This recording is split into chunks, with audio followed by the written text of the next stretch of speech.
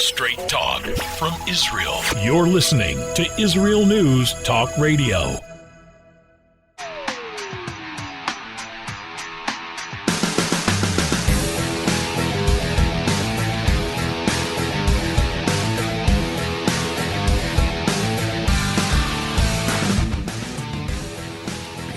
Well, never a dull moment in Israel, and the news just doesn't stop. Here, as the population of Israel is starting to now go out of their lockdown slowly and more people are out and doing things, the television is covered and plastered with news about the trial of Prime Minister Benjamin Netanyahu. So coronavirus or not, the Prime Minister is going to trial. He starts today on Sunday. If you're listening live, that is if it's between 4 to 5 p.m. Holy Time, or if it's between 9 to 10 a.m. U.S. Eastern Time, that means that we are live and you can join us on the air with any comments or questions that you have. So Prime Minister Netanyahu has stated that he wants the public to know the entire truth. So he is asking that the court broadcast his entire trial live. And if you go to IsraelNewsTalkRadio.com right now, you will see a link to see that trial live as well. You can click that after the show or during the show or whenever you want to see it. And it's all in Hebrew, though. So if you don't know Hebrew, sorry. All right. So this is the first time in history that a prime minister of Israel is facing charges and going to trial while serving in office. He is there with masks and, I should say they are there all with masks and social distancing. That is how the court is set up, and this is what is happening. The question is, how long will this court case for the charges of fraud and bribery go on, and will the prime minister beat the charges? He says he will. That's why he wants it broadcast live. No editing, live, and he wants the public to see. We're going to be talking about that. We're also going to be talking about the cyber wars between Iran and Israel. And, of course, we'll have a corona update as well. We're also going to be talking about annexation versus applying sovereignty here in Israel, in Judea and Samaria, and other topics as well. Feel free to call in. Our numbers are on our homepage at IsraelNewsTalkRadio.com, and join us in the chat room. We'll be right back.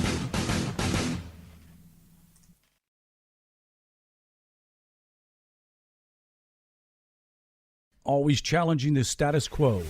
Hello, I'm Rod Bryant on Beyond the Matrix here at IsraelNewsTalkRadio.com. I want to encourage you to listen each week, every Wednesday at the same time, for an amazing show that will challenge you, inform you, and inspire. News, views, and wisdom for the nations here on IsraelNewsTalkRadio.com. Don't forget, Beyond the Matrix every week, Wednesday, here on IsraelNewsTalkRadio.com. Biblical. Be beautiful. Wear your crown. Wrapping is my crown. Do what married Jewish women have been doing for thousands of years. Celebrate the art of head wrapping. I'm Andrea Grinberg from Rapunzel.com. We have beautiful scarves, stunning accessories, scarves for faith, scarves for healing, and scarves for fun. Rapunzel.com. That's Rapunzel with a W. Or click on our banner on the Israel News Talk Radio homepage. Rapunzel.com. Beautiful scarves, stunning accessories paired with tutorials, support, and a vibrant community to give you everything you need to start and perfect your head covering journey. Don't forget, join the Rapunzel community group on Facebook to see, learn, and share your beautiful wraps. That's Rapunzel with a W on Facebook. I love Rapunzel. I love Rapunzel. I love Rapunzel. Get 10% off your purchase with promo code RADIO. Go now to Rapunzel.com.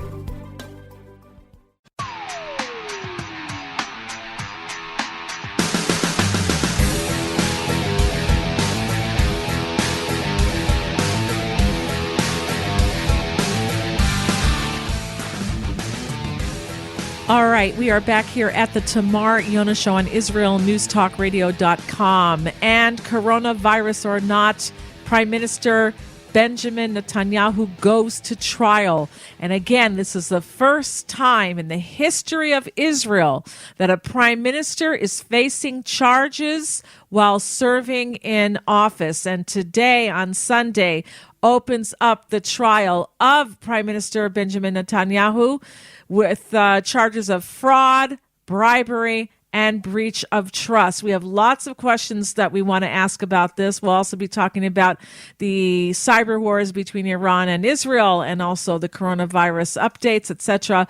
All of you listening, I want you to feel free to call into the show with any comments or questions that you have. We are live, I said, if you're listening on Sunday afternoon here in Israel, or Sunday morning in U.S. Eastern Time between 9 and 10 a.m.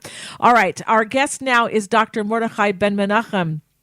He is a researcher, former lecturer at Ben-Gurion University, and has authored over 70 books and 400 research papers on science, history, and more. He commentates on Mideast and world issues. Welcome to the show, Dr. Mordechai Ben-Menachem. Thank you. All right. So right now, as we're speaking here, as the time that this show is being broadcast live, Prime Minister Netanyahu is in the courtroom wearing a mask. They're keeping their social distancing there. It's a closed room. They're not letting everybody in there because of the need for social distancing. But the trial is being broadcast live as per the request also of the Prime Minister. He says he wants the people of Israel, the public, to see the trial. He says here, I want the public to know the entire truth, so I will ask the court to broadcast my entire trial live. So, where would you like to start? Well, the first thing that people need to be aware of, particularly people in the United States, is that the Israeli legal system is very, very different from the American system. For instance, there is no concept of a jury in Israel. A judge literally judges. A judge, he or she is the one who actually makes the decisions concerning guilt or innocence, as well as officiating at the trial. So the system is very, very different. It's not a question of trial by peers, as appears in the United States Constitution, but it is a trial by a so-called professional. And of course, the basic question is it at all possible for a fair trial when, for the last 10 years, the press has been constantly berating the entire public with claims, most of which have been proven to be ridiculous, not just false. And the judges insist upon claiming that they are superhuman beings that are not influenced by anything other than the actual things that are going on in the trial itself.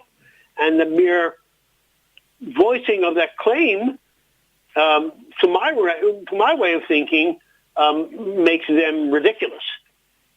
So the first question that needs to be asked, is it at all possible for a fair trial to occur? I do not believe that it is possible. You were telling me before the show that we don't even know how long this trial will last. It could last years. Well, we certainly don't know. One of the basic issues at the beginning of the trial is trial procedure. And trial procedure means essentially how should I put it, the density of the meetings. Now, everything needs to be presented in a meeting where everyone is present. So the defense attorneys are saying that they still haven't received all of the trial materials from the prosecution, and the trial cannot proceed quickly. And the prosecution is saying, we want to proceed as quickly as we possibly can. Now, if the prosecution actually attempts to present over 300 witnesses, which is what they've been claiming that they intend to do, again, a totally absurd claim, even if they get their wish and it proceeds quickly will mean several years. If it proceeds at the rate that the defense attorneys are requesting, it could go on for a decade, literally. Wow. And that's not justice, by the way. Sorry? That's not justice when a court case goes on so long. Well, as I said, what is the definition of justice in this case? Is it at all possible for a trial of this sort to ever be fair in any sense of fairness or justice when things have been in the press for so long and the media has already tried him over and over and over again for a decade? Do you see any similarity between how they're going after Bibi all the time in likeness to what's happening with Trump, how the American left is going against Trump all the time? Well, of course. First of all, the American left has learned from the Israeli left. They were the pioneers of it here. They've been going after Bibi for well over a decade. Trump is relatively new to this. It only happened since he declared candidacy. Before that, he was adored by the left in the United States. So the procedures are identical, including made-up cases, made-up charges, and everything else, as we have seen many times against Bibi that have been blatantly thrown out, and as we have seen so far with Trump. Do you think that Bibi's going to get a fair trial? No. I do not think it's possible. All right. I don't believe human. People are human, even if they call themselves a judge. They are still human beings. There's no way they could not have been influenced. That's aside from the fact that the way the judges are chosen in this country means that there is a very strong, very, very strong predilection to choosing judges who have a certain mindset. Do you think, in spite of him, if he does not get a fair trial, do you think that he'll be able to beat the charges? I think he may be able to. Yes, having looked at the charge sheets and having listened to several very highly respected legal minds in the United States that looked at the charge sheets, basically they're pretty ridiculous. I mean, how can anyone say in a democracy that being offered a bribe and refusing it is the equivalent to accepting a bribe, which is basically what the trial is talking about. Okay, I'm just wondering why this whole thing isn't dropped for lack of public interest. And they do that often, by the way. There could be something where a court rules something, and then the police themselves will say, well, we're not going to enforce that ruling because it's not in the public interest. I mean, I just want to say here, with all that's going on with the coronavirus and with the country on the brink teetering with a economic, big, huge hit. We're trying to get back on our feet. We have the biggest, fattest, most swollen government ever in the history of Israeli politics. Money is scarce, and now we're spending all this money on a trial. It would seem to me, especially on charges like this, that it's not in the public interest. Mordechai? Did I lose Mordechai? Okay, well, we're going to try to get him back. And I thought that was such a great point that I put up too. Really, we're not talking about a prime minister who's on trial for sending soldiers out to death or putting a population under I don't know, not protecting them or something that has to do with life and death. We're talking about cigars, accepting presents and gifts from other political leaders. I mean, it's nuts to me, especially in a time like this. So we have Dr. Mordechai Ben-Menachem on the line. I just want to ask you quickly, I don't know if you heard what I said, but basically I'm asking, with all the lack of funding that we have right now because of the coronavirus and the hit on the economy and the most swollen, fattest government we've had in Israel that we have now, is this really something that is in the public's interest to do, spending money on a trial like this? Well, let me tell you, define public interest. If the concept is the basic English, does this interest the public? Then yes, it is. If your definition is this event to the public's benefit? No, it is clearly not to the public's benefit, but that's not the point. They don't want it to be the public benefit. They want it to be the benefit of the people who are putting on the show. All right. And so do you think that he's got good lawyers? Do you think that they're going to... I mean, what do you think is going to happen here? I can't. I know you're a scientist. You don't like to make predictions. I understand. I can't make a comment on that. I don't know the lawyers. I don't know anything about them. There's just no way for me to even make any sort of a guess where that's concerned. There's no statistics that I can analyze here. I hear you.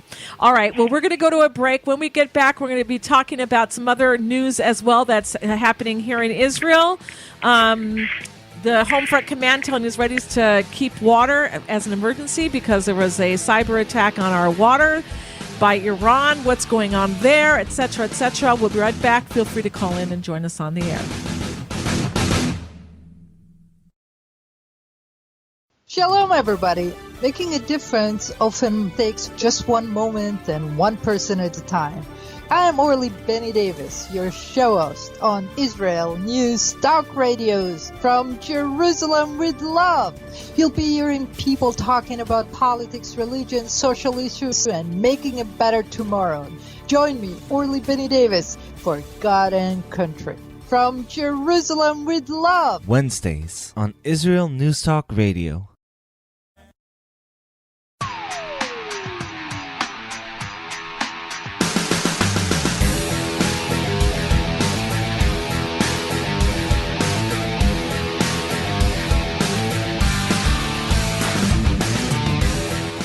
All right, we are back here at the Tamar Yonah Show on IsraelNewsTalkRadio.com, and we have been instructed already at least a week ago by the Home Front Command here in Israel that every person should have 4 liters of water stored away in case of an emergency after a cyber attack on Israel's water system. And in fact, Iran is now saying that Israel made a cyber attack on their ports. And what are we seeing here? A cyber war going on? So here to tell us more about that, we have as our guest again, Dr. Mordechai Ben-Menachem. So what do you have to say about that? Okay, this subject is much more to my thinking than the political things about the imitation trial that we're talking about before. So it's not that Iran claims that Israel made an attack. Israel admitted to making an attack on their port, on their largest, most strategic port. And it was devastating because we downed their entire computer system for more than 2 days, and it took them weeks to recover from that. The basics of the thing are the following. First of all, what Iran did was against all international law. They attacked civil infrastructure rather than a military target, which is actually illegal by any convention of war that exists. Not that any illegality has ever deterred Iran previously, but that's just a comment. Are we in a cyber war? Clearly we are in a cyber war. It began about 10 years ago. And it is getting much more intense all the time. And there's no surprise there. Dare I ask why no one's doing anything about Iran violating these international laws? You want to ask that? The basic issue is very simple, really, in a sense. The so-called organization that is supposed to do something about something like that, is the United Nations Security Council. And since both China and Russia have a veto there, the Security Council is essentially impotent and can do nothing. So nobody's even attempting to do anything about it. There's nothing that can be done about it except for what's called a kinetic war, that is to say, to physically attack Iran. And nobody really wants to do that. But, I've always, been wondering, really, there doesn't have to be, at least for a first choice, an attack on Iran, because we know that there is a huge uprising in Iran. There's a revolution, the People's Revolution. They are strong, but they need help. And if I were some political leader with a lot of power, I would be funding, supporting, helping these freedom-loving people who share more of the Western values to overthrow this dictatorship of the Khomeinis and this Islamic intolerant regime. Well, they are being helped. There are various ways of helping it. The major problem is that when Obama was in charge in the United States, he not only did not help them, he actually helped the Ayatollahs. He actually aided the Ayatollah actively, tremendously, very, very, very strongly, and interfered with the resistance. For the last 3 years, that, of course, has changed, but there is no infrastructure to help them in any physical way. So it's very difficult to get them funding or to get them any kind of weaponry or anything like that. Help is being given, but I can't talk about how it's being done. Okay. How do you want to connect with what's going on with the coronavirus? And also, before we go there, you were talking to me about Iran was now putting out directives to its population to boycott and not use anything that was made in Israel under penalty of? Oh, it's much more complex than that. First of all, it's not a recommendation to the population. It was an actual law passed unanimously by their parliament, the Majlis, unanimously. And the statement was using anything that is sourced in Israel. And the statement, the justification for that was that it is a crime against God. Now, if you eliminate anything that's sourced in Israel, well, then you can't use anything made by Microsoft. You can't use anything made by Google. You can't use anything made by Intel. You can't use anything made by Motorola, General Motors, BMW, Volkswagen. Well, I can't give a list because the list is many, many thousands of companies long. There's literally almost no American company of any standing in any sort of technology that does not have an R&D branch in Israel and or manufacturing. Every Intel microprocessor since the 8088, anyone who was old enough to remember that other than me, was at least partially, or if not wholly, designed in Israel. Most of the Microsoft operating system, the Windows operating system, is written in Israel. Google is very heavily invested in Israel. The list is enormous.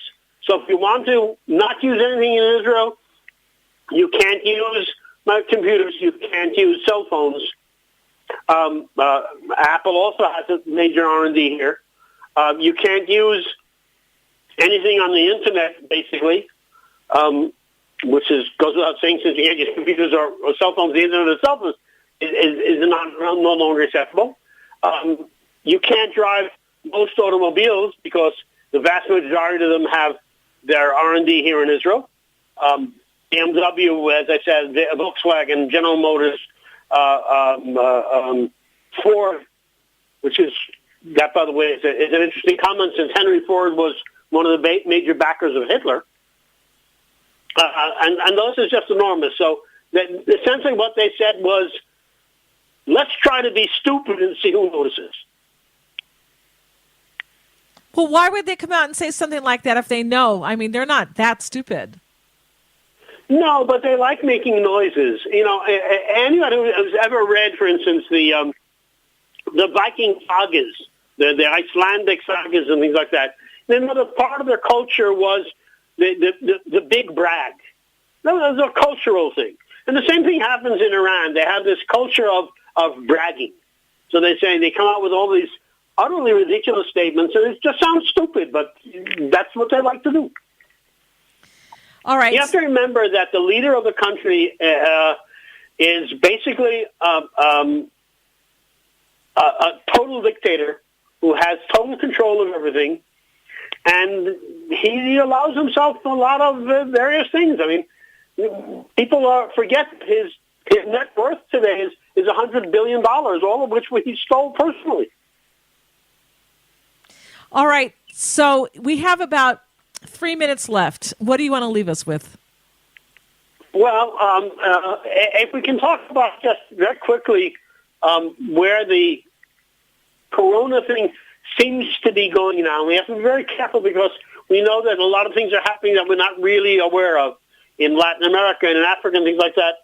The statistics coming out of there are very bad. But if we look at the general statistics, and I recommend World Meter, which is an excellent site for giving the numbers that are known.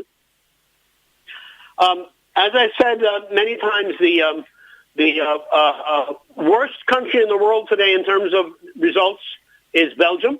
They are number one country in terms of deaths per million population, over 800 deaths per million people in their population.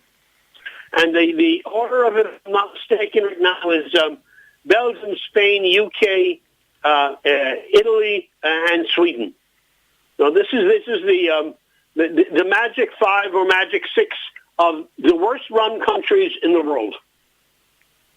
And the United States is way down there, I think around 10 or 11, something like that. And Israel's way, way down there, number 50 something or other. What I don't remember what. So anybody who's still any Jew who's still living in the United States or anywhere else in the world outside of Israel, making Aliyah will clearly add years to your life. Okay, making Aliyah, for anyone who doesn't know, it means moving to Israel, coming to live in Israel. So if you want to add years to your life, not to mention a lot of other good things, it's time to go home. Yeah, but a lot of people say, well, we can't because, you know, what kind of job am I going to get, etc. People are thinking about their finances. Yeah, they said that in 1932 as well. So you're saying just take that leap of faith. Sorry? You're saying just take that leap of faith. At least, yes. I'm saying just get an airplane and take it. Forget it. Forget everything else. Things in the world are going bad, and they're going to get much, much, much worse in the near future. Much worse. All right. Well, we should, listen, we've been saying this on the radio here for years and years and years for the Jewish people to come home. We see that we are in a special time of history now. The future of the Jewish people is here in Israel. We thank our countries that we are living in. They're wonderful countries. America, wonderful country, but it's time for the Jewish people to come home now. So it's a good note to end on. Thank you very much, Dr. Mordechai Ben-Menachem. Thanks for having me. All right. And when we get back, we're going to be speaking with Shifra Hoffman for our Jewish activism segment, so don't go anywhere.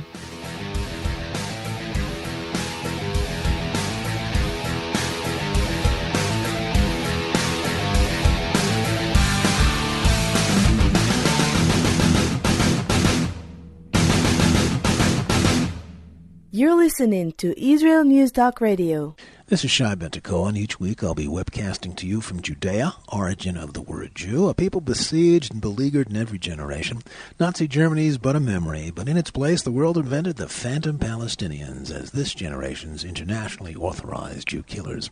Tune in for a different slant on life in Israel, Phantom Nation, every Monday. Hi, I'm Rabbi David Aaron.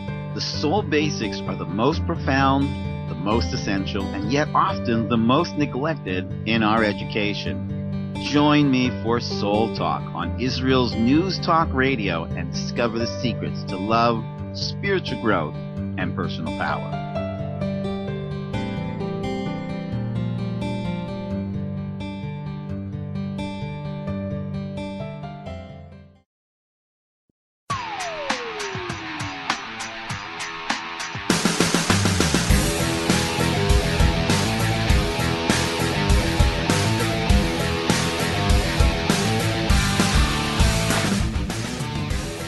All right, it's time now for our Jewish activism segment with Shifra Hoffman.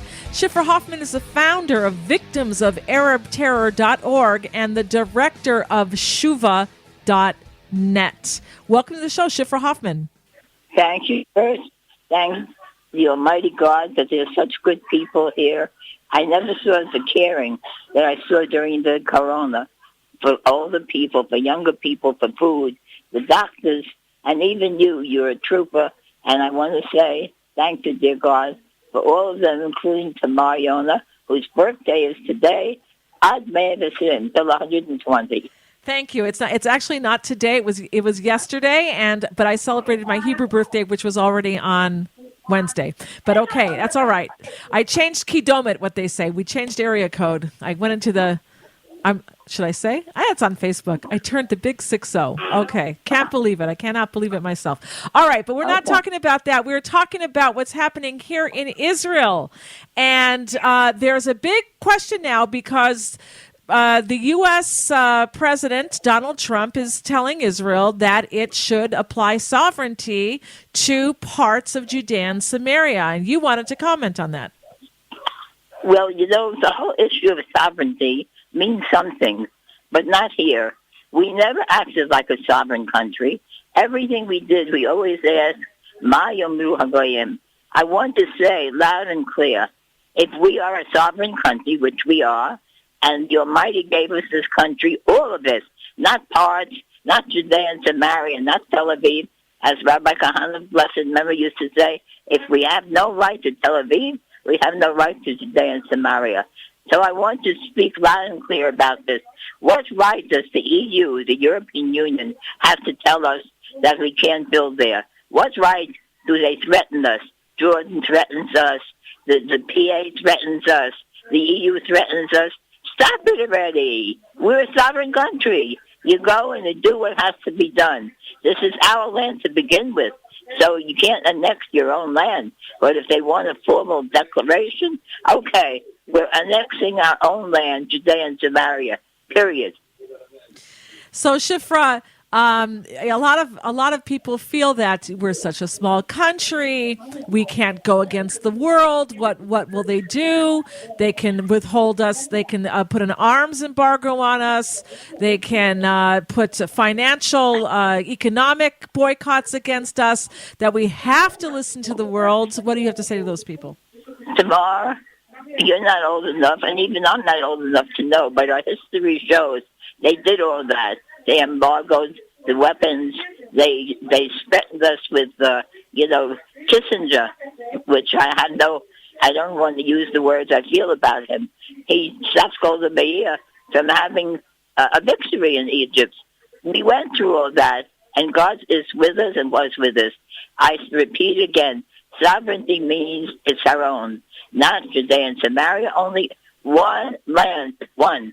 It's not too big for the world. Maybe it's too big for the world, but it's not too big for us. So stop giving us orders, and for heaven's sake, Bibi and all the other people who were elected, act like leaders. Don't come with your hat in your hand and look behind you all the time. Say, this is my land, this is what I'm going to do. If you can't buy it, well, too bad. Yeah, I think that's why history is so important for a population to know about their country, their country's roots, how they came into being. And if you take that away from them, so then they start to question themselves, do we really belong here? Is this really our land? They can question as much as they want, but they can't force you to do what you don't have to do in your own land. The more that we question our ability and our right to the land, the more pressure there will be. Nobody questioned America when it took Hawaii, Puerto Rico, and annexed it, or other lands. Nobody questioned other lands as well. Only us. Why? Because we care what they say. In fact, if we want to know what we're supposed to be, look in the Bible and the Chumash. We are a nation that dwells alone. We don't need all the nations. We need only God's help and each other. Yeah, but even in America now, a lot of schools are stopping to teach history the way that we grew up. And when people don't know their roots, even today, a lot of Americans in the younger generation now are asking, maybe we stole this land from the Native Americans, and there's a point there too. You can debate that point, but also they're saying, we have no right to have borders. We should open it up to everybody who wants to come in, and that's already the destruction of your company, everybody who wants of your country. No borders, and everybody should come in. They should each adopt the family of refugees. Those who come in, each one that wants no borders, adopt one and bring them to your house, help them work, give them food. If you're so magnanimous, do what you have to do for them, and don't give it to somebody else. All right, so let's get back to Israel for a moment, and why don't you explain the difference to our listeners between annexation and sovereignty, applying sovereignty? I don't get you. What did you mean by that? Well, if you can explain because a lot of people think it's the same thing, annexing and applying sovereignty. Sovereignty means that you rule your own home, your own land, your own country, all of it, not part of it. And annexing means that it belongs to somebody else, but you're going to take it over.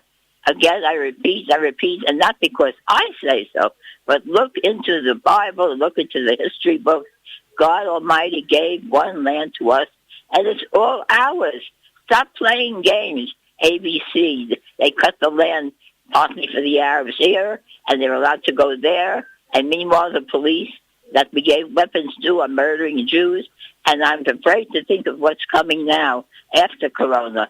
Please, Jews, wake up. The way you can work and do things for yourself and for the country, for Israel, is to pick up, pack up, come here and have faith and build the country, and everybody will respect us. So, Shifra, when you say that you're afraid what's going to happen after the coronavirus, why don't you be a little bit more specific for our listeners? Well, according to the news reports, the anti-Semitism is going to spiral. It's already high, but Jews are going to be blamed for the virus. Why not? They've always blamed for everything else. And also, there are going to be tremendous food shortages. And I've spoken a little bit about it last week, but now I'm being exonerated. The news reports are coming. In Lebanon, there are already people starving. Please go and shop and make your closets or your terraces or a warehouse full of food that doesn't spoil, because if it happens, you're not going to be able to go down to a Makola or a store. You have to be prepared. And again, the Almighty is giving us good advice. You stock up on food, and you hope and pray that it won't be worse. But I'm afraid that it's going not to be so good. All right. So, Shifra, if anybody wants to get in touch with you, where can they contact you? Okay, they can contact me, Hoffman Shifra, my name reversed, at gmail.com. Also, you can call in New York, 718-375-2532. And I hope everybody will join me now in wishing Tamar, Yonah, long life, good health, many happy birthdays, and may we celebrate all of us, our Jewish people, soon at the Beit HaMikdash, which God Almighty promised to build. Amen. Thank you very much, Shifra, for those birthday blessings. I appreciate it. Thank you. All right. And we've come towards the end of the show now, and I want to, I really did not want this to be about my birthday. If you want to, you can, whatever, put it on Facebook. But I have to say, being 60 years old, I now, well, I shouldn't say now. That was a joke I was making with my kids. I'm now going to let myself go. No more getting dressed and caring what I look like. I'm 60. Who cares anymore, right? No, but I really have to count my blessings and see how blessed I am, and thank God for all of the good things that I'm a grandmother. Another one's on the way in another week or two. Please God, it should be a safe and easy birth. My daughter is due to give birth. And I have so many wonderful, happy occasions. And even being on lockdown, I am not closed into a small 2-room apartment like I used to live in when I was a young mother. And we were able to buy a house in the suburbs outside of Jerusalem. And we have a quality of life here in Jerusalem with in Israel with good neighbors. And I have an interesting job. I get to be able to speak with all of you and connect with you. It's such a privilege. And to meet you and to rub shoulders with you when you come to visit Israel. And to meet so many interesting people and to be part of history and to be able to share the history and what's happening in the news with all of you. So I want to thank you all for listening to Israel News Talk Radio, for being a fan, many of you who have partnered with us and have donated money. By the way, if you want to help us grow and stay very, very strong and grow stronger, I urge you to go to our homepage at IsraelNewsTalkRadio.com, and there's a button there where you can donate. You can be part of our, you can partner with Israel News Talk Radio, and you'll even get your name up on our wall of fame. Just click the donate button. It's on the top menu bar going across the page. And then you can see next to that the wall of fame and see other people who have also partnered with Israel News Talk Radio. I think that we are, honestly, the most unique and bold radio station in the world, while being tolerant to having people from all different areas of the world, all different religions, all different political views being able to come on the show to voice their opinions, to argue their points. We want to hear from you. It's all right if we disagree. Well, let's discuss things. So we are a very, very special station who are not afraid to say the truth, and yet are not afraid to listen to other people with their ideas or their opinions either. And I hope that you will support us. Again, IsraelNewsTalkRadio.com. Press the donate button and partner with us. Thanks for being with us. Israel News Talk Radio's chat room. Just click the orange button at the top of the IsraelNewsTalkRadio.home page, log in as yourself or an anonymous guest, and join in on the fun. You'll meet other listeners from all over the world who listen to Israel News Talk Radio, and you can make new friends. Israel News Talk Radio's chat room. It's the closest you can get to being in the studio with us. We love listening to Israel News Talk Radio. Where can you get the inside news on Israel? At Israel News Talk Radio, we're dedicated to sharing Israel's inside story with the world by providing our listeners with news on Israeli politics, current affairs, and Israeli Jewish culture. The Israel News Talk Radio homepage also provides you, the listener, with useful information at your fingertips, with scrolling news headlines, weather, currency exchange, Shabbat candlelighting times, and so much more. Our radio programming is always accessible and on demand. We operate absolutely free of charge for everyone, everywhere. If you love what we do, partner with us now by becoming an Israel News Talk Radio supporter. With your support, you'll be inscribed on our Israel News Talk Radio Wall of Fame. There's nothing like us in the world. Be part of something great. Israel News Talk Radio. Straight talk from Israel.